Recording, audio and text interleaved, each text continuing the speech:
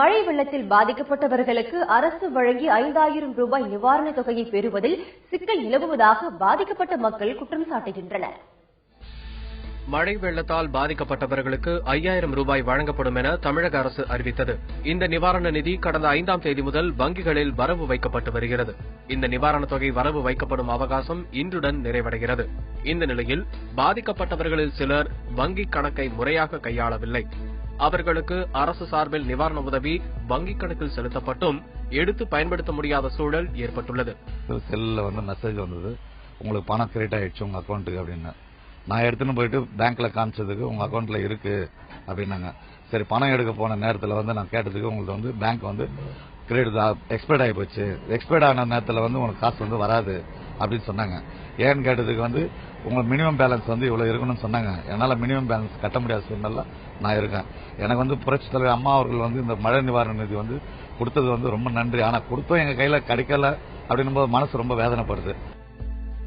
வங்கி கணக்கு எண் தவறாக குறிப்பிட்டவர்கள் குறுந்தகவல் மூலம் தெளிவான விவரங்களை அளிக்கலாம் என்றும் அறிவுறுத்தப்பட்டது. ஆனால் அதனால் தங்களுக்கு பயன் கிடைக்கவில்லை என்கின்றனர் பாதிக்கப்பட்டவர்கள். அக்கௌண்ட் நம்பர் பொருந்தவில்லைன்னு சொல்லி வந்துச்சு. நான் கொடுத்த பேருக்கும் என்னோட அக்கௌண்ட் நம்பரும் பொருந்தவில்லை.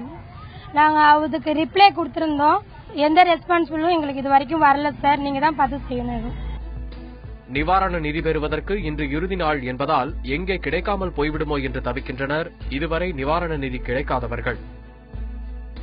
வங்கியில் குறைந்தபட்ச தொகை இல்லை என்றோ கணக்கு காலாவதி ஆகிவிட்டது என்றோ கூறி பணம் எடுப்பதை வங்கிகளால் மறுக்க முடியாது என கூறுகிறார் வங்கி அதிகாரி ராதாகிருஷ்ணன். மினிமம் பேலன்ஸ் இன்சிஸ்ட், அதாவது இது வேண்டி இருக்கும் என்று இன்சிஸ்ட் செய்கிற வங்கிகள் கூட இதனால் அக்கவுண்டில் மினிமம் பேலன்ஸ் இல்லை என்றால் அதற்கு உண்டான சார்ஜஸ் அதை வசூல் செய்வதற்கு ரிசர்வ் பேங்க் ஆஃப் இந்தியா உரிமை தந்துள்ளது. ஆனால் அதை காரணம் காட்டி அக்கவுண்டில் உள்ள பணத்தை எடுப்பதற்கு எந்தவிதமான தடையும் இல்லை. செயலிழந்த வங்கி கணக்கு, அதாவது இன்னாபரேட்டிவாக அக்கவுண்ட் இருக்கிறதுக்கு வங்கி கணக்கில் உள்ளவர் வங்கிக்கு ஒரு முறை நேரே சென்று அவர் செக் புக் மூலமாகவோ அல்லது அங்குள்ள ஒரு வித்ட்ராயல் ஸ்லிப் என்று சொல்வார்கள், இதன் மூலமாக நேரில் சென்றே வித்ட்ரா செய்ய முடியும்.